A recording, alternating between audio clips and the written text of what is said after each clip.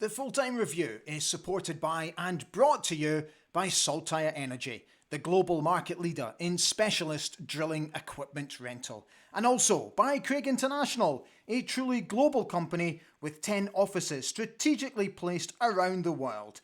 The future of global procurement is right here. On Saturday at Pittodrie, the Aberdeen Football Club Community Trust celebrated its 10th anniversary. And to mark the occasion, the Richard Donald Stand welcomed the teams out onto the pitch in a blaze of colour. My thanks to Jay Muir for sending me this video. It's such a shame that the display on the pitch couldn't quite match those efforts off the pitch, as the Dons were held to a frustrating 2-2 draw. In terms of the table, it means this. So we've actually climbed one position to 8th. Next up, we face a very difficult away day in Ayrshire against 4th placed Kilmarnock. If results go our way, because Hibs have also got a difficult game, and Dundee as well, we could edge ever closer. The issue for us now is that we are running out of games if we really want to have those ambitions of finishing in the top 6. We've only got 8 games now until the split. 8. Hi everybody, a very warm welcome to Ali Beg ABTV here on YouTube this Monday evening. Sorry it's 24 hours late. Yesterday I was held up with some issues and some family stuff, hence why the show is going out tonight.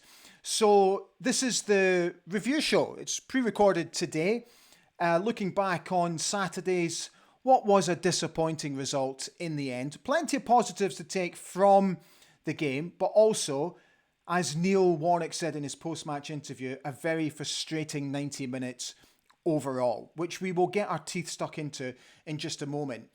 Thank you so much to all of you who left your comments on my social media pages. Received lots and lots and lots. So I'll do my very best to read most of them out as we go along today. So we've got the usual stuff for you, the bits and pieces, match stats, post-match reaction, etc, etc. I've actually added a little bit to the match stats just to try and put the game a little bit more into context for you. But what I'd like to do is I'd like to start with the team that Neil Warnock started with. So this is it. And he obviously made the 2 changes. So Richard Jensen and Duke both returned to the starting 11. Shayden Morris was nowhere to be seen. And Dante Palvara joined new signing Junior Hoylett on the bench. So that's how the lads lined up on Saturday afternoon. So what I'll do now is just let me grab some of the other bits and pieces for you. Opala, sorry, that's not, we've already seen that. We don't need to see that again, do we?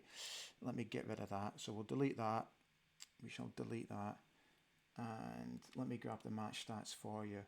Because the bit that I've added to the match stats actually make for very interesting reading. And I've also got Shinza's post-match reaction as well. So let's start with these match stats. Let's go through it. So it's 2 pages for you to have a look at. So again, we're giving up more possession at Pittodrie, which is a bit of a worry. So they 66% to our 44. 22 shots in total, of which 12 were on target for us. We committed 13 fouls in the game, 4 corners won. So this is the new page that I've added. So successful passes, 205. But look at theirs, 293. Passes in the final third, 56 to their 65.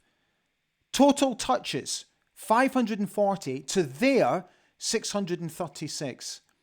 Okay, we had more touches inside the box and we won more tackles. But I just thought you would find that quite interesting to have a look at, again, to put the game into context. So after the game, the captain spoke to the club media. This is what he had to say. We should have won the game. We were the better team in the first half. Second half, they had a bit more of the ball. We deepened off a bit too much, but we created some decent opportunities and we're really frustrated with another draw. He He finished off by saying, the thing that's costing us is the cheap goals that we're conceding. We'll never win games if we keep giving away goals like we are. So let's address the two Hibs goals. So first and foremost, I don't want to be overly critical and picking out individual players because it is a collective and it is a team effort after all. But, and it is a big but, I am very concerned about Kelly Roos. And I felt that Ross Doohan deserved a chance to play in a game like this after his exertions against Bonnyrigg. Now, we all know that Kelly has an issue with his distribution. Now, I don't know what the goalkeeper coach, Craig Sampson, is working on with Kelly and the other goalkeepers during the week, but he's got to start working on his distribution because it's putting our hearts in our mouths every time the ball gets knocked back to him. And we saw what happened on Saturday.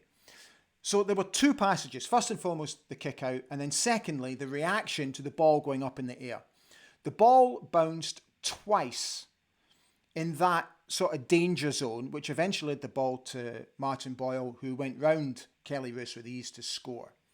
Now, if you can indulge me for just a moment. So, when I had my spell playing as a sweeper or a centre-back during my teenage years, the first thing I was taught was in that area, do not, under any circumstances, allow the ball to bounce. It was one of the first things that I was coached. And sometimes I just don't understand in the modern game why such things are allowed to happen. Stefan Garteman just didn't let the ball bounce once. He let it bounce twice. To me, that's absolute criminal.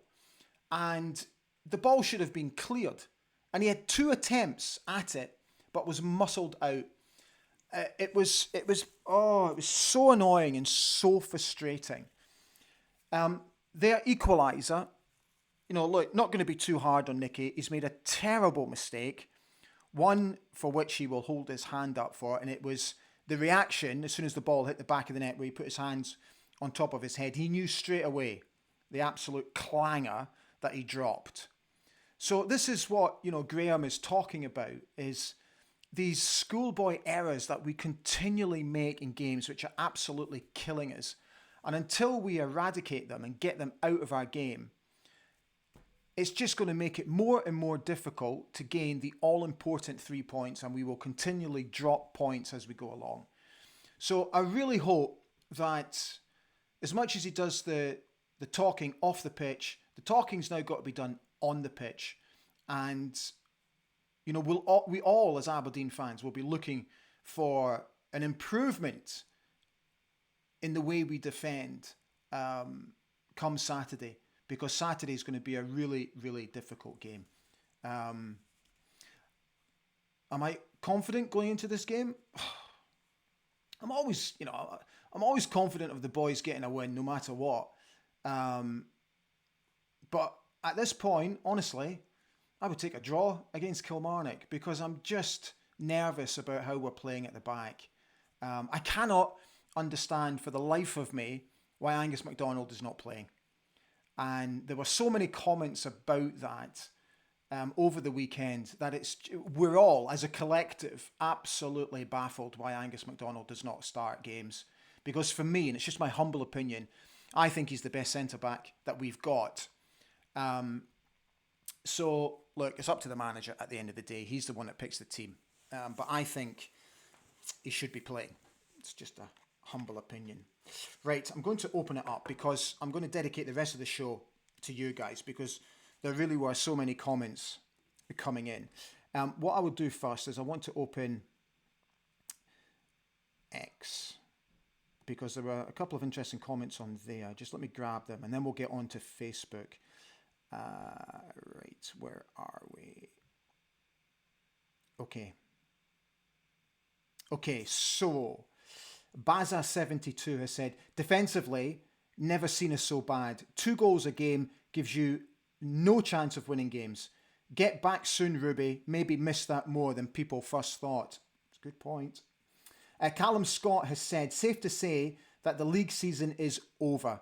I really hope Roos is dropped for next weekend. His mistakes cost us every game. I would also give Bojan a rest next weekend. He needs it.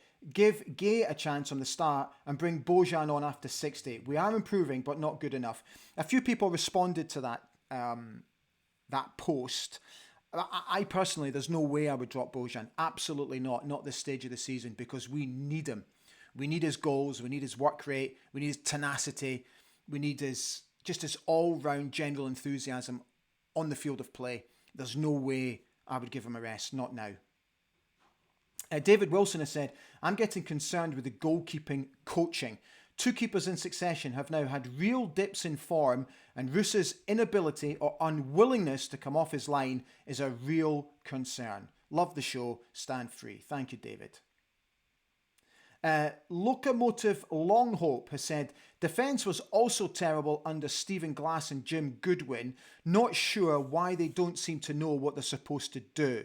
Though Warnock would be on top of that, but Hoylett looked decent. Duke looked better than he has been for a while. I think we're starting to get Duke back, the one that we loved and adored last season. I think he's slowly coming back, which is great to see. Martin Reed has said goalkeepers. When Lewis came, he was probably the best in the league. Joe Lewis, that is. Then a sharp decline in form. Next, Roos, exactly the same. Could it be our goalkeeper coaching that requires a look at? Especially a goalkeeper commanding his area, which is non-existent. I could not agree more.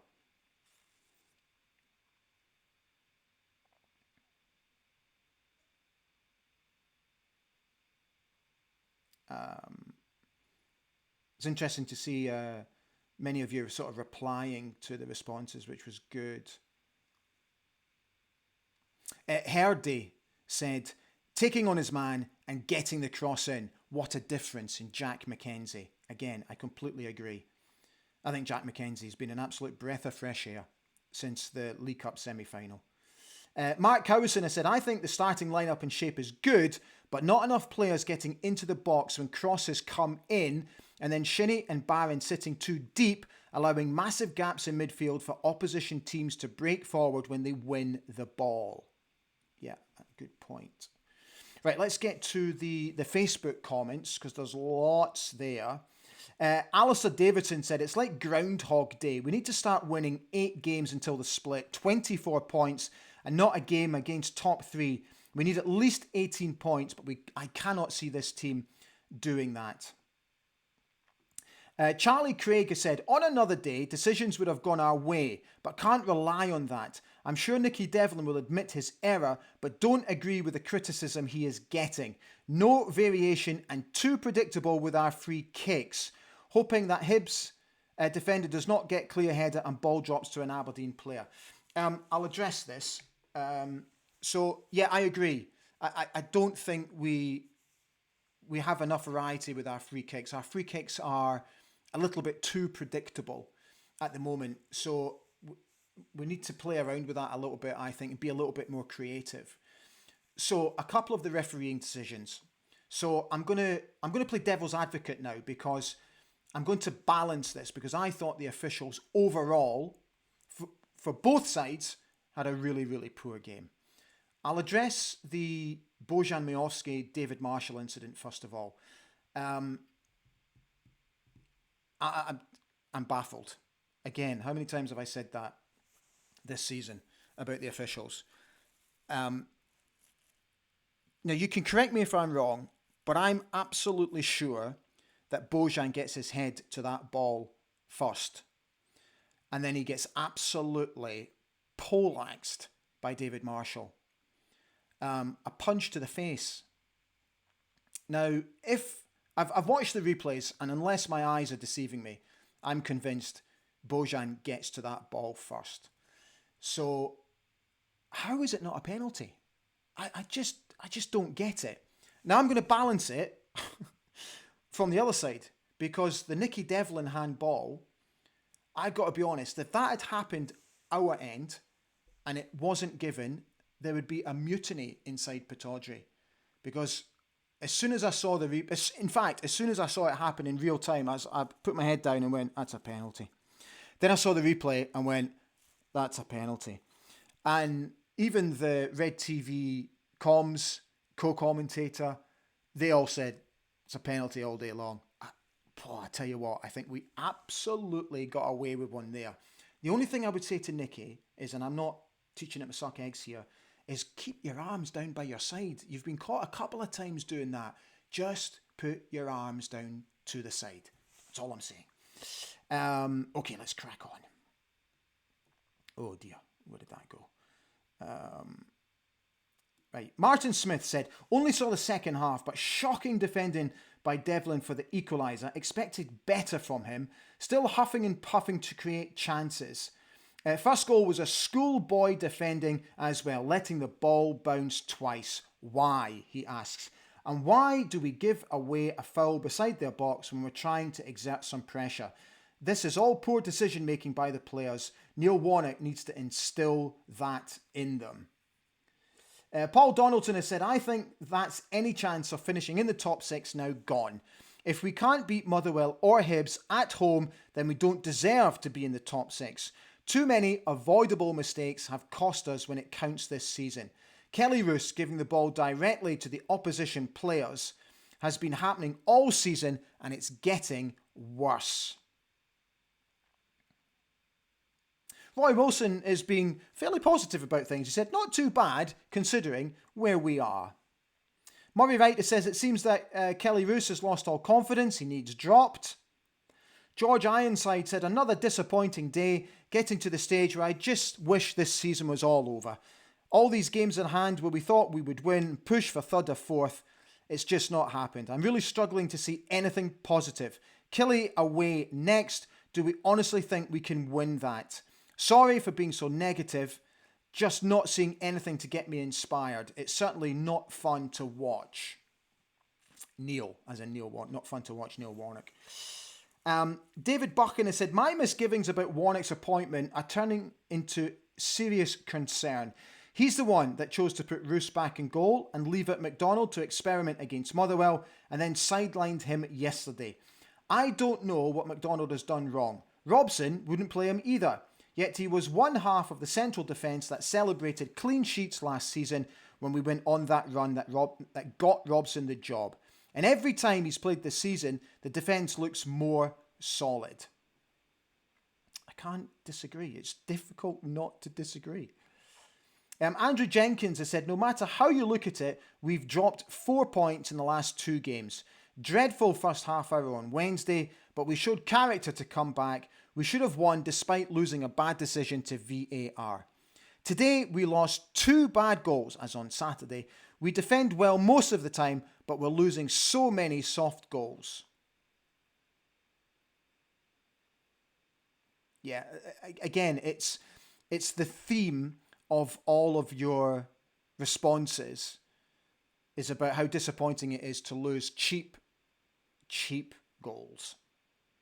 Gordon Ritchie has said, same old story, bad start, gifting goals, then chasing the game. When we went 2-1 up though, we might have won, but not much better between the teams now in a fight for top 6.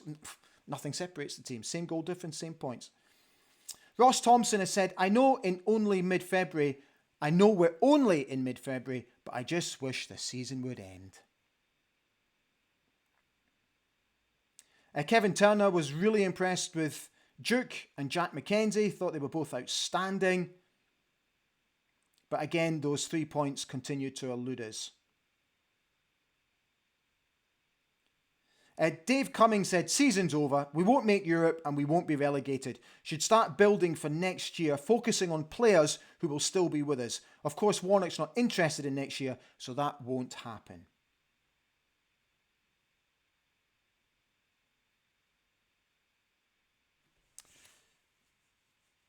Neil McLeod has said, I think that a lot of fans, myself included, thought that we had a lot of really good players in the team that were being hampered by Robson's stubborn tactics and a formation that didn't suit them.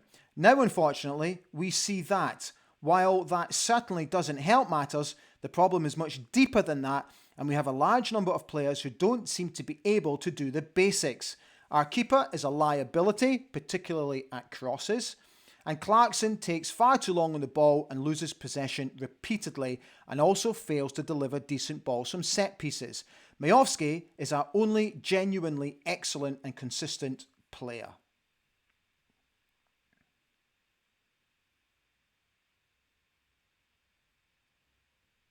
Sorry, just reading this. Yeah. Again, a lot of you are commenting about your gripes about Kelly Roos and the distribution, the ineptitude of VAR, and the soft goals that we gave away. Mark Forbes has said, we're going backwards. I still think it's down to really poor recruitment. Over the past 3 years, with the exception of Majowski, I can't honestly think of one player we've signed that's made me think we've got a player there. We're chucking Hilbert Ramadani in that because he was a player.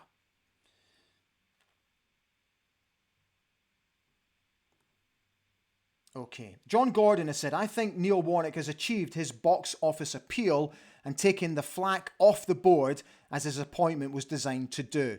I've no doubt he will manage to keep us treading water mid-table until the end of the season. However, meanwhile, the board must be pulling out all the stops to have a new manager on board in time for the next pre-season. Hard for me to see past Alex Neil.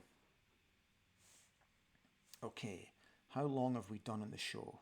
Right, we're just coming up to 25 minutes, so we'll keep going because there's a few more comments. Martin Simpson, what does McDonald need to do and who is dictating that he doesn't start? David Milne says, for me, the first goal summed up our defence and goalkeeper. Poor clearance, Garterman gets in a Fankel and Jensen doesn't look over his shoulder before moving into a central position, leaving him too much to do to stop Boyle. Graft and hard work gets us so far, but we need a bit of nous on top of that now if we want to finish in the top 6.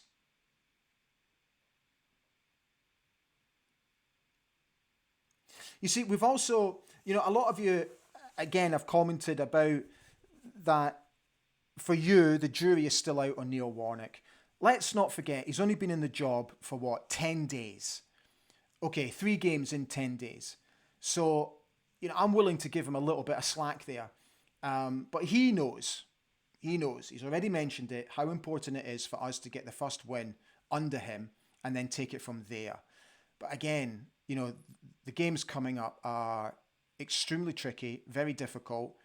But unless, I keep saying it, I'm in fear of repeating myself, but unless we get something from Saturday's game, I'm just not sure what's going to happen. I really don't. Because all I'm worried about is that Dundee will pull further away from us. In fact, it's Dundee against Hibs on Saturday, isn't it? I'm sure it is. Just let me double check that while I'm here. I'm sure Dundee play where... There we go. So just bear with me while I just quickly look at this. Because I'm absolutely convinced... Right, Saturday, Scottish Premiership. Yeah, Hibs are at home to Dundee.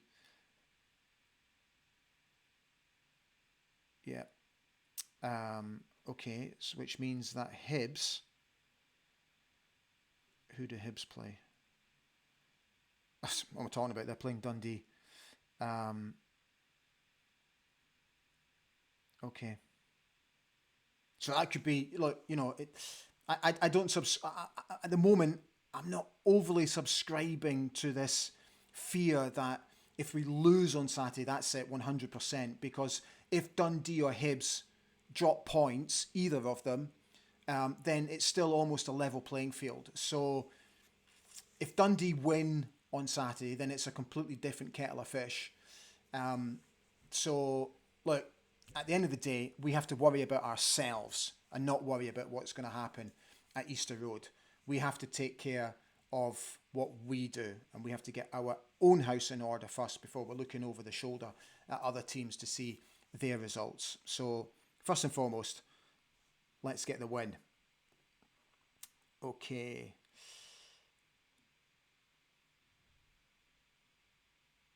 Mike Hughes has said defence is abysmal, has been all season. McDonald is easily the best option, but can't get a game. Jensen, Roos, Ruby, Devlin and Garteman are the real issue with this team.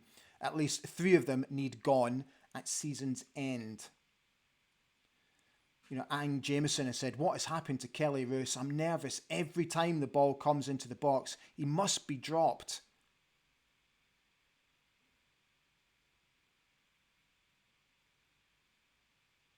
Yeah. Gaz Ritchie, we need to sort out the defence. Are you with me? Charlie Craig has said, was surprised to see yesterday that referee allowed play to continue in front of the dugout, but then gave a free kick to Hibs. Seems the 4th official brought the foul to the ref's attention. Should we encourage them to be more involved? He's asking.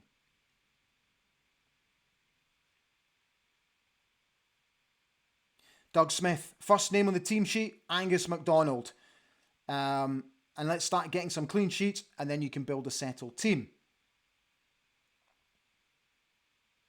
Brian Sivright has said, all I care about now is being safe, then working out what we need to do for next season and who needs to go or who needs to become the next manager. Need to get a good pre-season because there's no way we're getting into Europe, he says.